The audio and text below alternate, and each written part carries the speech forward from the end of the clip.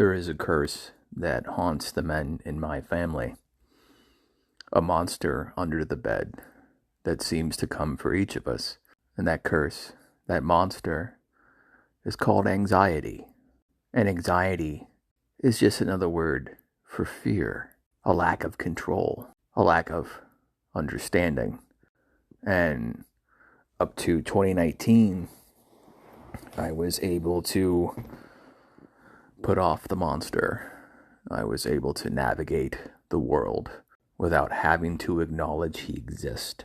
And then 2020 happened, and I couldn't put it off anymore. I couldn't ignore the monster under the bed because it was my turn, my time to grapple with it.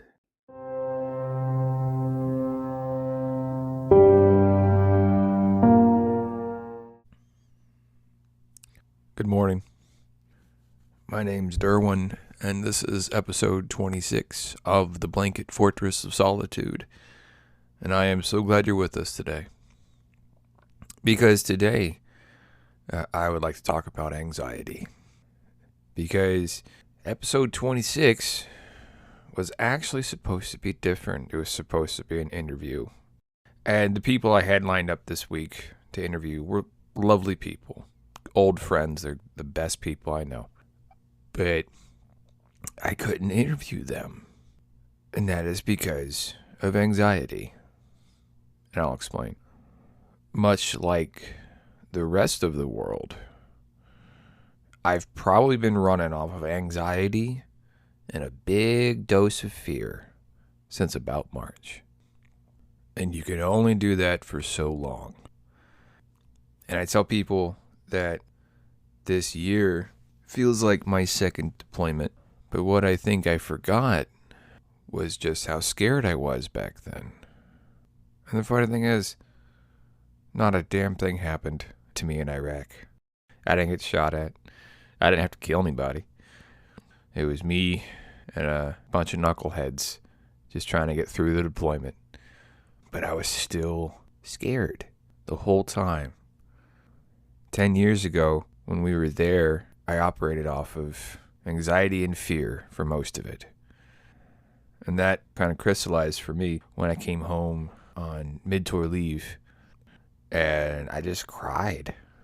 It wasn't over anybody who died. It wasn't over things I had to do. I think, and this is something I didn't understand when I was 23, I think that crying was a release of anxiety and fear because, a goofy kid from the trailer park got sent to a war zone, right? It's terrifying. And so, fast forward 10 years later, the pandemic hits. And the impossible happens when the entire world shuts down. And for about 5 minutes, things looked very apocalyptic. And luckily, it wasn't the civilization-ending pandemic of our nightmares, right? It was just something that was going to make us all very miserable for a while. And me being a news junkie, I just soaked in all that news and all that the sky is falling Chicken Little clickbaity stuff, right? I read a lot of that. I justified that by saying, I need to be informed. I need to be prepared. I need to be able to prepare whatever happens. And to a certain extent, that's true. And then the riots came, and then some of the cities burned, and luckily Indianapolis didn't see 1/100th of what Minneapolis saw, what LA saw, what New York saw.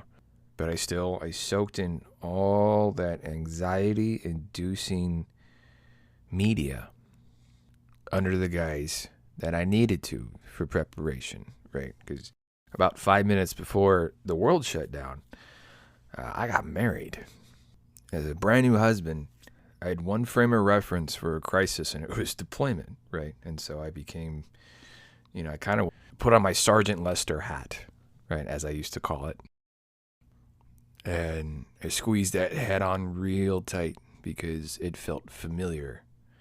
It felt safe. It was a security blanket, a little piece of the old world. And then we had the election. And I don't like to get political with this platform. And much like everyone else, I soaked in a lot of anxiety-inducing media by people claiming theirs was the way, the truth, and the light, which it wasn't. With 9 months of that, 8 months of that, however long this has been going on. To cap it all off, right, I've been working from home since March with my day job. And so was my wife. And then they reopened the schools for a month. And I had all that anxiety and fear that I'd been running off of since March, much like I did in 2010. And then I started grinding my teeth. And that brings me to this week. Because, yes, they closed the schools again, and so she's home during the day more, and that makes things a lot better for me. But after about 30 straight days of grinding your teeth, well, you get to be the proud new owner of 2 new crowns after spending 3 hours in the dentist chair, with more on the way. So, the point of the story, gang, is my anxiety is having physical ramifications now, physical manifestations now. When you get there, right, that's when you know whatever you're doing isn't quite working. And so it's time to try something else. And with that in mind, I'm going to find probably a head shrink that specializes in coping methods with anxiety. Because at first you're like, oh, well, I'm a man. I can handle this on my own. Or I need to be resilient enough to handle this crisis by myself. And you do, but also it's okay if after the long haul of doing it, maybe you need to reach out to an expert and say, hey, man, I could use a few new pointers here on how to get through the day-to-day sometimes. And that's okay. I think with men in our culture, there's a certain amount of premium placed on self-reliance, on doing it yourself, on being a man, right? And that's important because in times of crisis, you need to be able to protect yourself, your family, your community. But also, I think a part of protecting yourself, your family, and your community is understanding when you yourself may need a hand. And sometimes that's just someone else to talk to. And if me serving my family, myself, my community, means that I go on a Zoom chat with a nice therapist from the VA, then that's okay. And I hope that can be okay for you too.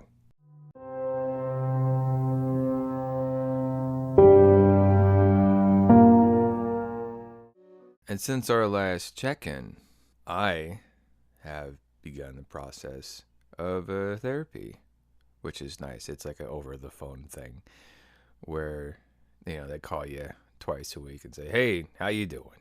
And then you go, oh, these are the reasons I'm sad. And they're like, oh, try to think about it this way. And you're like, all right. It's kind of nice, actually. It's a lot nicer than I thought it would be. I wonder if it's a thing that you always deal with, right? Or at least you can, because really the situations that caused the anxiety last year, they're better. I ended up getting 5 crowns, which I got to know my dentist very well over a 6-week period, so that was nice.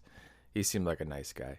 But I know for me, the problems that were there last year basically boils down to feeling isolated, right? And it's nothing no one in my life has done. Everybody in my life has been great. It's more like with the virus, with the way life is, for me, it feels like the best thing I can do is nothing. Like the best thing I can do is not make the problem worse. Because sometimes the only thing you can do to help is not contribute to the suffering of others. you know, modern media, modern television, movies, and stuff has the idea of the hero's journey so deeply implanted in us that we think, oh, there's a problem, I'm going to run out there and save the world. No, probably not. Right? Let's be super realistic here. But maybe you can stop the problem from getting worse. You can try to not actively contribute to making the problem worse for those who are actually saving the world, right? The doctors, the nurses, the medics on site, that sort of thing, right? So that's what I've been doing. That's what I try to do, right? And I've got the first vaccine, so that's cool. And now that I have the first vaccine, I'm like, oh, maybe I can go out to dinner. Right? Like I just did that like the other night. Like like that was a new thing. And that was a hell of a thing. You know, it was me and my wife and another couple we know. And it was great. Once the meal got there and we took our mask off and we're eating dinner and we're inside and I'm like, oh, well gosh, this almost feels normal again. It feels like the way it used to again. Right, that sort of longing we have for 2019 for everything we were complaining about. Good heavens, what spoiled fat children we were in 2019 that we didn't see the abundance that we were enjoying. And that's what I try to strive to help bring us back to, I guess, right? Like, that's where my thought process is when I do stuff, because that's in me staying home helps that. But also that contributes to feelings of isolation and anxiety. And sometimes, even now, when I consciously go out of my way to not consume sort of media that I used to, you know, the anxiety provoking, panic inducing, you know, political stuff. And a fun new thing of therapy I've found is that all the stuff that you spent years pushing down, right, and not thinking about, just so you can kind of get through whatever your current crisis was, is just coming right back up. So when I think about all of the things that I spent a long time trying to forget, it's like I still fall back on that mental crutch of using politics to distract me from the real problem.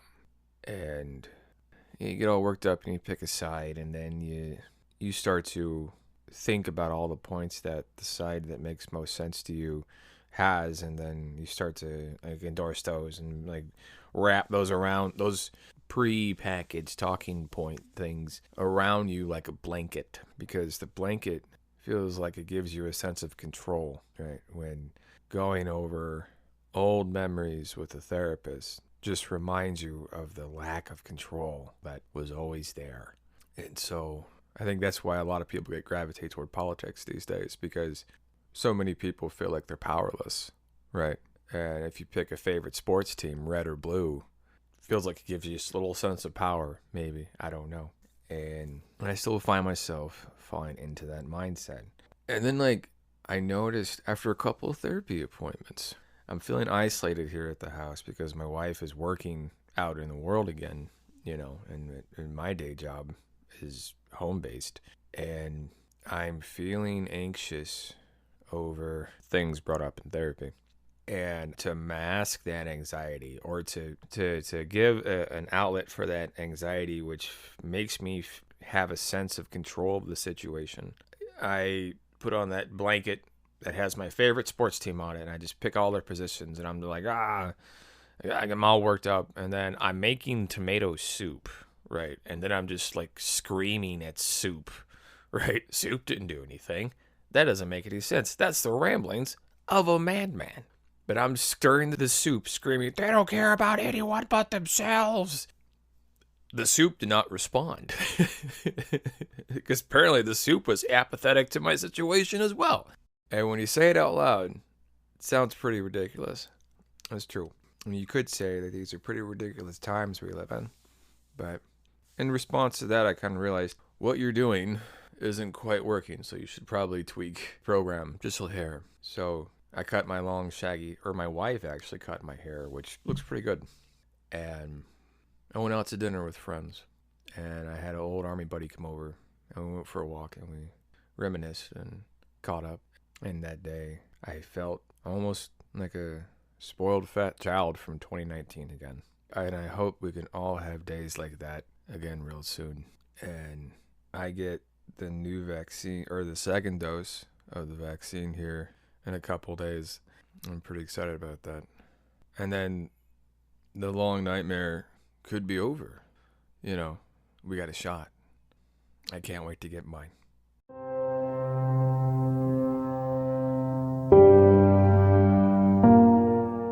Because today is another check-in. Not so much about anxiety, because that's kind of going really well. But then again, the world is starting to open up for us. Hopefully, for good this time. And I just got the second vaccine shot about 7 days ago. And oh boy, number 2 is a doozy. Let me tell you, for me, there was a 12-hour period that was intense. But, a day or two later, I was fine. And I would be lying if I said I wasn't nervous standing in line at the VA, given all of the general anxiety about the world over the last year. That was a 15-minute line, too. So it gave you plenty of time to think. And I remember the moment I heard about the vaccine's existence last November. I was working from home, and I had the house to myself, and I was listening to this finance YouTuber named Meet Kevin, and he was so happy. And he was, oh my God, there's a vaccine. I was like, what? And I watched it, and it was when they announced the Pfizer vaccine. And I remember laughing with joy and crying at the same time, alternating mostly, right? Like if anyone had saw me, they'd say, oh, he's a madman. Because it was months and months and months of anxiety and stress and fear, kind of like, oh, there's a light at the end of the tunnel. I imagine it's maybe kind of like what VJ Day was after the Japanese surrendered during the war. I don't know. And then I thought, oh, we just have to hold out a few months longer, right? We just got to keep the faith a little bit more, and then we all went through that winter where so many people got sick and so many of the hospitals hit capacity. And I didn't really have a Christmas that year. It was just me and the wife. We didn't go anywhere. We didn't do anything. We just kind of stayed home and tried not to add to the problem. And then I kept hearing all these voices, wild internet conspiracy theories, right? I am not a virologist, and nothing in this podcast should be taken as medical advice because this is purely for entertainment purposes only. And I kept hearing all these voices say, well, Bill Gates is designing 5G something vaccine something. And all of that seemed like a manifestation of people's fear and anxiety, right? All of those wild internet conspiracy theories about the vaccine. It's people looking for a sense of control over a very chaotic time where none of us feel like we have any control or agency over what's going on in the world. And best case scenario, we just keep our heads down and don't get sick. And so I was lucky that when I was at the VA hospital, the 2nd of March, they announced that any veterans over the age of 18 have access to the vaccine. And I think that's because in the VA medical system is an infrastructure that's already in place, so they can probably distribute the vaccine more easily, and they don't have to recreate things whole cloth. And for me, I didn't really have anybody in my peer group, my immediate peer group, that had gone through it yet. So I was kind of the first man through the door, as we used to say. And everybody around me seemed really nervous to get it. A lot of people seemed really scared. And of course people are scared. I've been terrified for like 13 months now, something like that. Who hasn't? But I've been around enough vaccine clinics to trust it.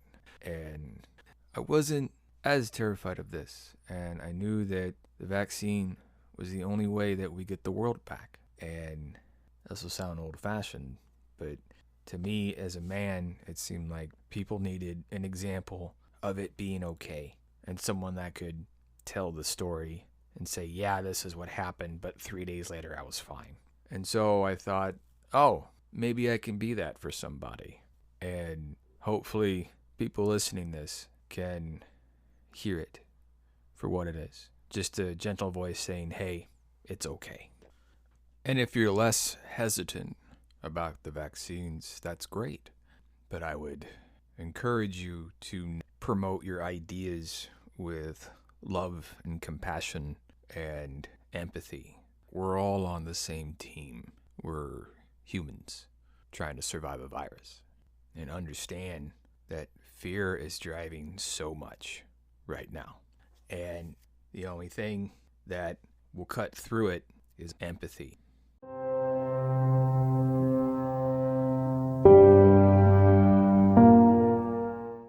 Because today we're going to talk about anxiety again and sort of the journey to mental health, I suppose.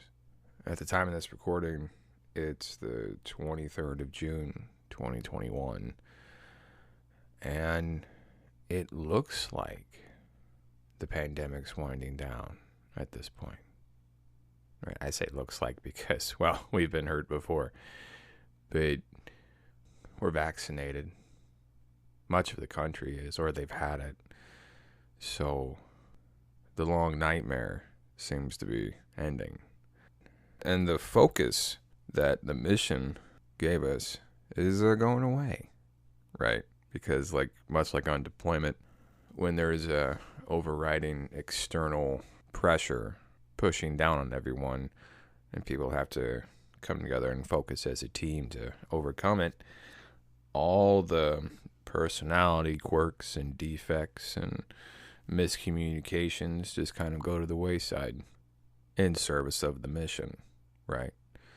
And now that it looks like the mission's over and we're home, we got to figure out how to be human beings again, which is something I didn't really think about, mid-pandemic, I suppose.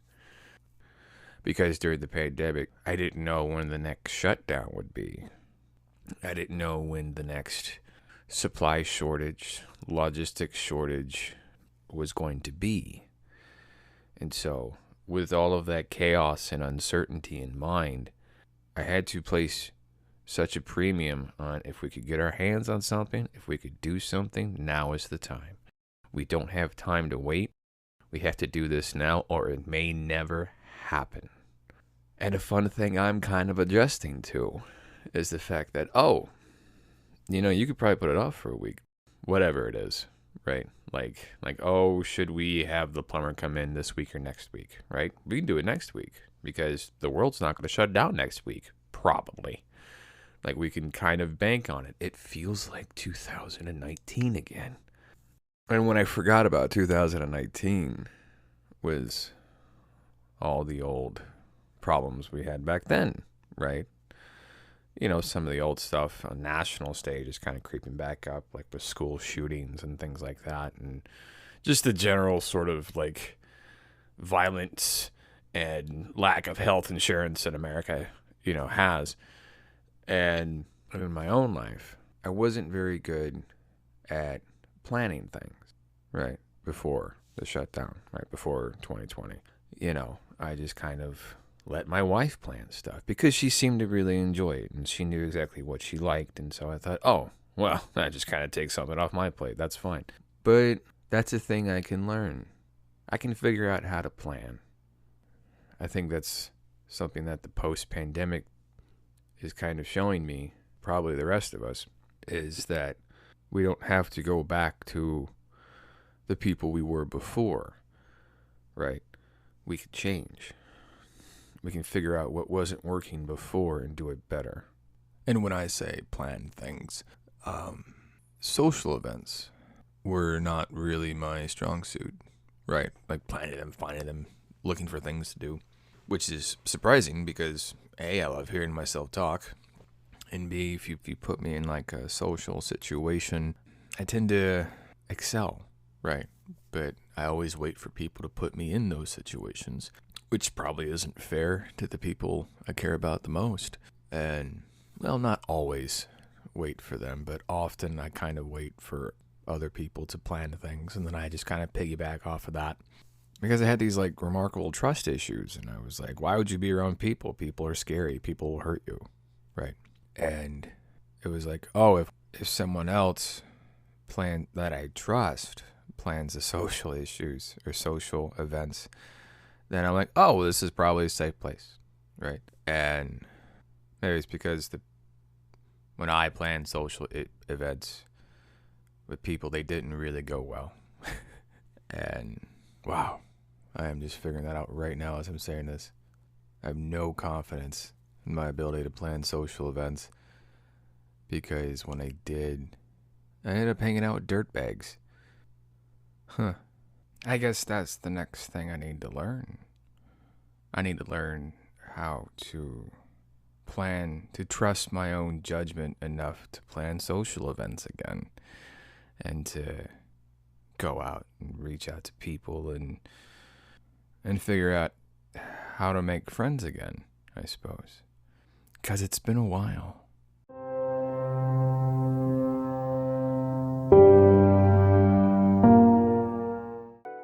One of my favorite entertainers is the Canadian actor, writer, musician William Shatner. And it's that last part. I mean, there's so many reasons why I love that guy, but that last part is one of the big ones because him as a recording artist should not work because he can't sing.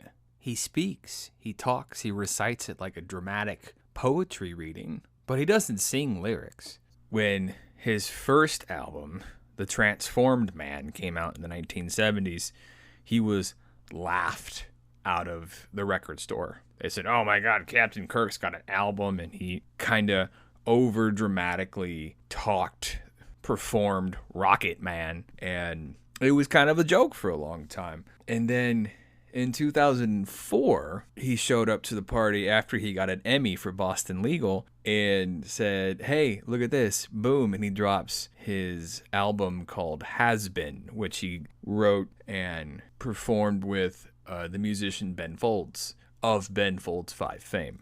And William Shatner's sophomore effort, his follow-up album, was very much the soundtrack of my junior year of high school. And it introduced me to this song called Common People, which was, of course, a cover from the UK punk pop band Pulp. And it was a critique on the class system in England, but it very much applies here in America in a lot of ways. And it's about this working class guy who meets this rich girl that's slumming it because she wants a little bit of excitement. She's bored. And the chorus goes, rent a flat above a shop, cut your hair and get a job, smoke some cigs and play some pool, pretend you never went to school, but still you never get it right. When you're laying in bed at night watching roaches climb the wall, if you called your dad, he could stop it all. She is observing poverty, but she is not experiencing poverty.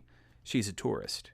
And part of the song that really spoke to me then, and even speaks to me more now, is when, during the bridge verse, Ben Folds sings, you'll never understand what it feels to live your life with no meaning or control, and there's nowhere left to go. You're amazed that they exist, and they burn so bright, and you only wonder why.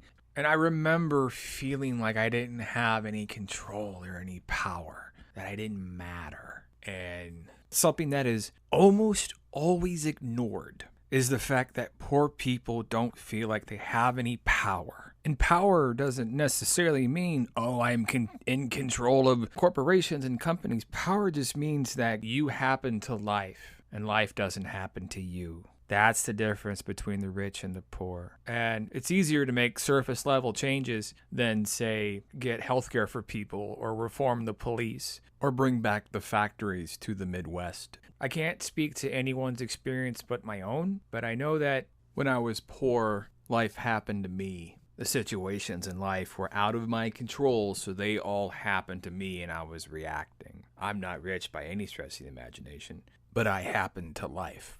Life doesn't happen to me anymore. And the thing that nobody really explains to you when you stop being poor is in that song Common People, you become the tourist.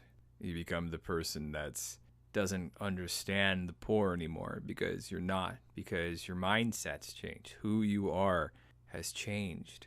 And the hardest thing is when you try to take people with you and they don't want to go because they think life happens to them.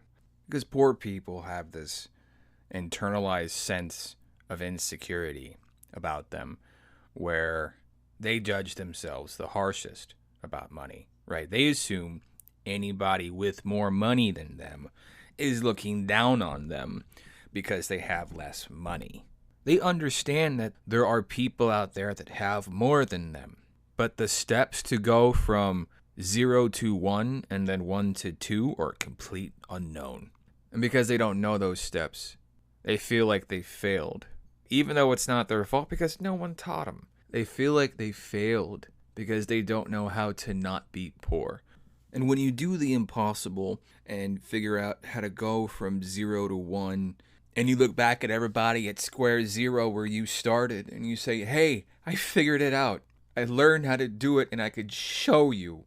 They will fight you on it. Because to acknowledge the fact that they're at 0 is to acknowledge their own sense of failure, and they would have to break the facade that they're not poor. And it's fucking heartbreaking. Because when you go back to square 0 and say, hey, here's why things aren't working, here's how things can work, they will cut you out of their life. They will say, I don't want any more contact with you in a fucking email. They'd rather live in the lion's den and just pretend there's no lion instead of killing the lion.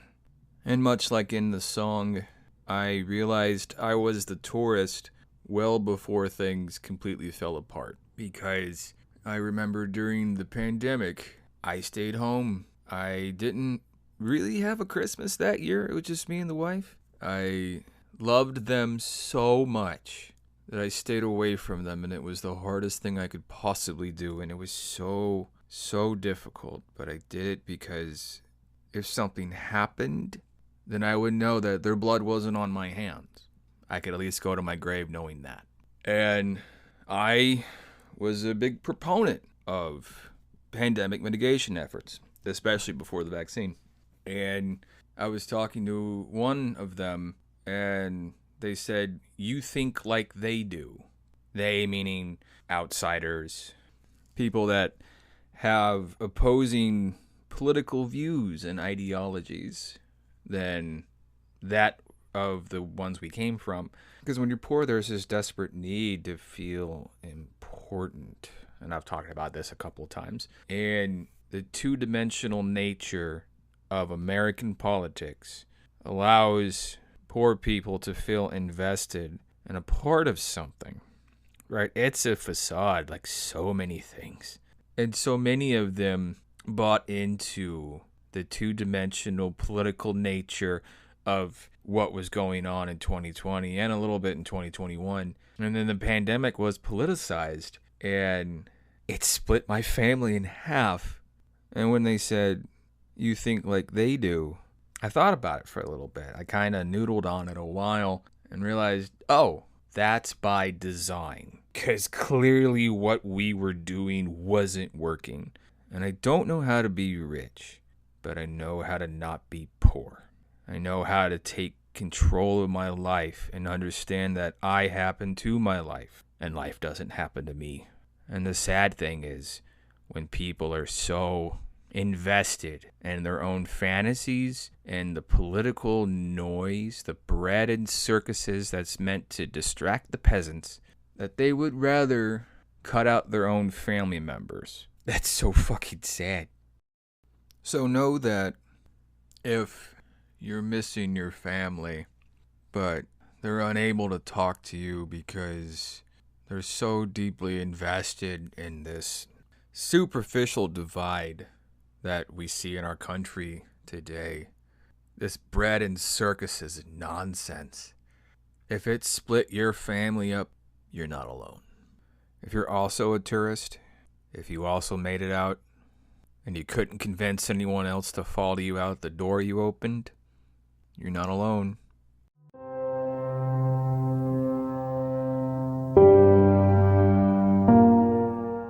There's a family story where I had an ancestor who fought the Japanese during World War II, and my father told me how when he was a boy in the mountains of Kentucky in the 70s, his great uncle, I think, uncle maybe, I'm not sure, would get drunk and then have flashbacks and think he was back island hopping in the Pacific fighting the Japanese. So he had his rifle and he's low crawling through the tall grass looking for Japanese that were trying to kill him so he could kill them first. Now, granted, this is Kentucky in about 1974. So not a real high Asian Pacific Islander population there.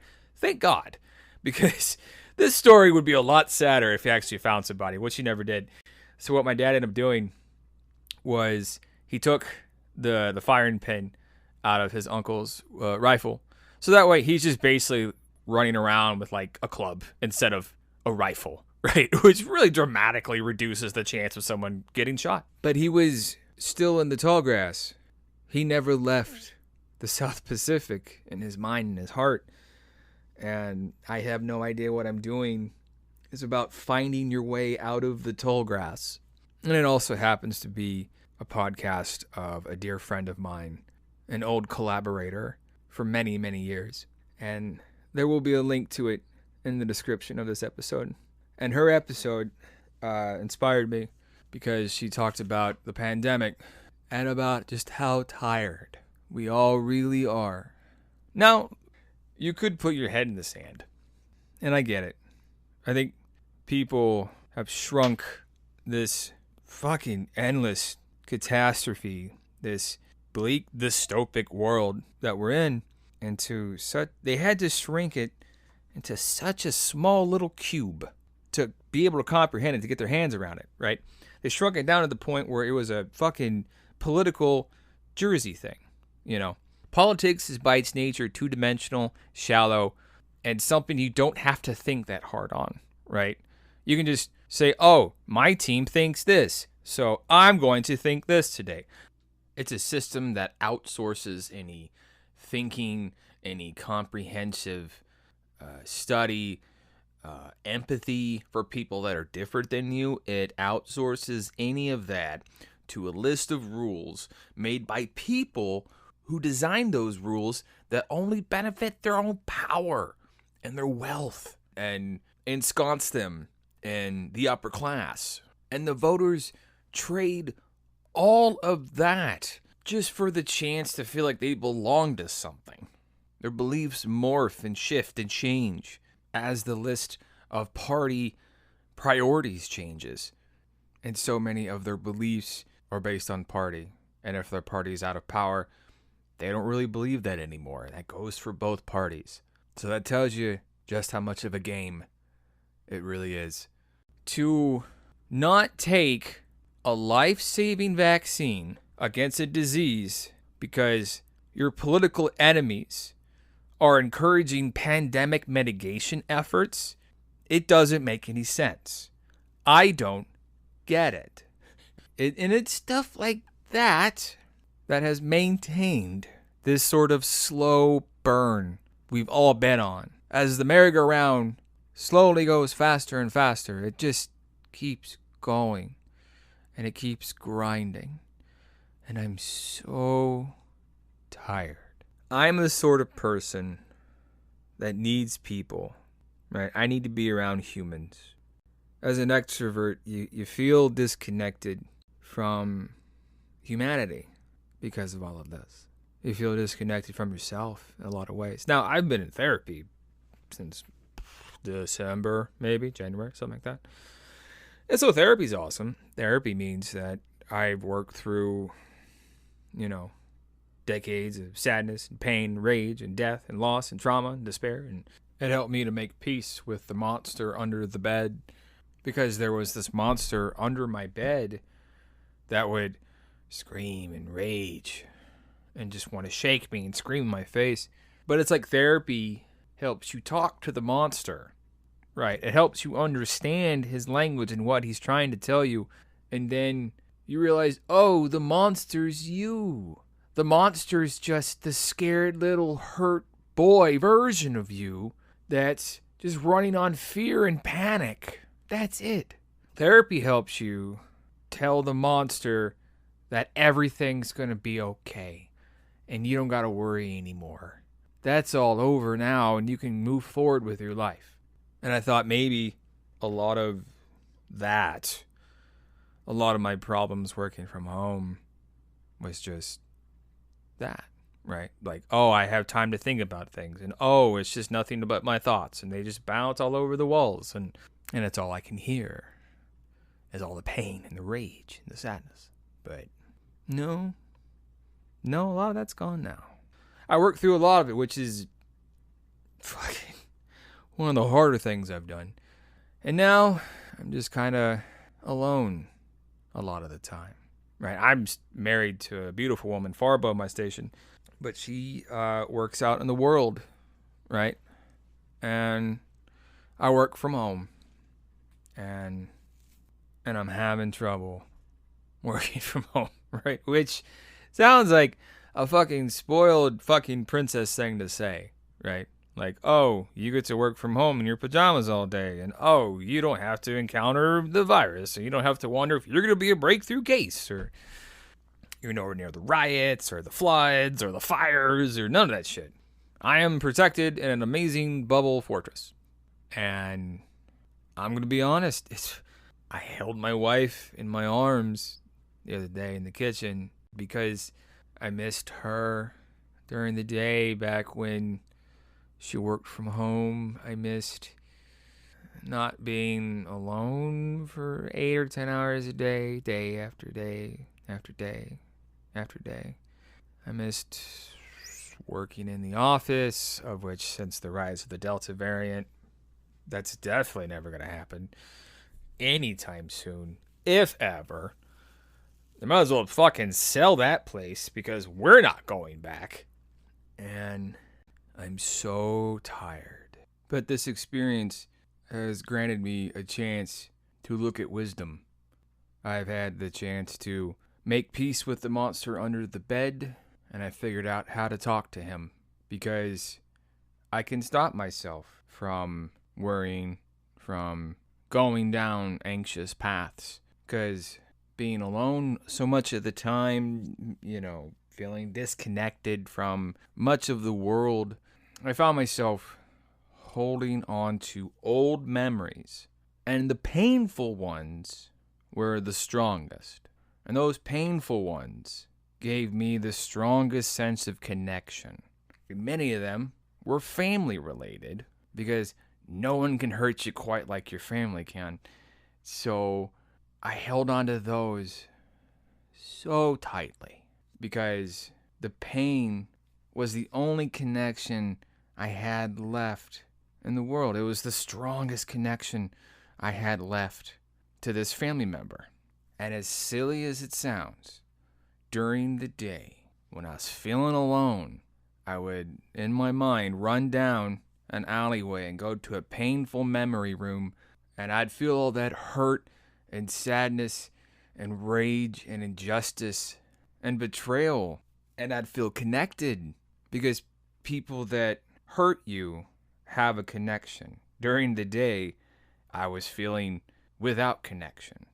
And again, I'm deeply in love with my wife and our marriage is going fantastic. That's got nothing to do with this. This is during the day. And I realized why I was making myself miserable. And the idea of letting go of that pain was like letting go of the final connection I had to this person. And I didn't want to let this person go. Living in that memory, in that pain, let me feel like I could hold on to them when they had already left. And when I came to grips with it, when I understood what the monster under the bed was trying to tell me, I stopped running down that alley. I stopped opening that door. I let myself grieve the loss of the relationship that I had with this person, and then I could move on. And the monster under the bed could go back to sleep.